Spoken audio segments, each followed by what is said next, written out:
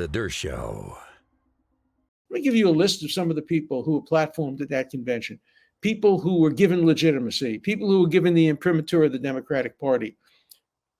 Sharpton, a race hustler who has used anti-Semitic tropes throughout most of his career, the Reverend Sharpton. Keith Ellison, the Attorney General of Minnesota, who was a buddy of Louis Farrakhan. He was given a platform. Bernie Sanders, virulently anti-Israel, along with Liz Warren. AOC, who has called Israel a genocidal country. Many members of the Black Caucus were invited to speak, Congressional Caucus, many who refused to come and listen to the Prime Minister of Israel, including the presidential nominee herself, who failed to perform her constitutional duty.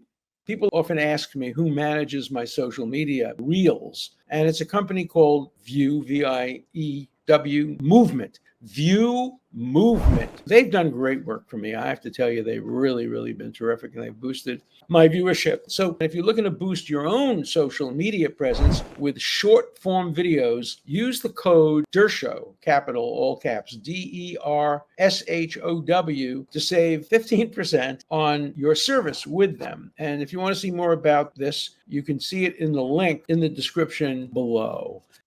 To preside over the Senate and over joint Senate and House conferences. And then, of course, President Biden himself, who absolutely ridiculously said about the protesters outside, these are thugs. These are people who are ripping down American flags, who are calling for death to America.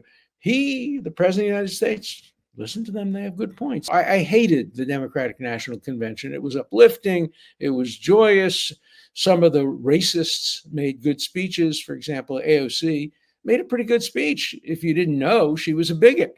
And if you didn't know, she has said that Israel committed genocidal acts. If you didn't know that, you'd think she was a decent person. She's not a decent person, and she should not have been given a platform by the Democratic National Committee. Can you imagine if the shoe were on the other foot, if the Republicans gave a platform to a decent guy who'd make a good speech, but who was a Grand Wizard of the Klan, who believed in lynching. He didn't speak about lynching to the Republican National Convention, but he will speak about it before and speak about it after. That's the analogy. And that's why I can no longer regard myself as a member of the Democratic Party. I'm in Ronald Reagan's camp. I haven't left the Democratic Party. They have left me.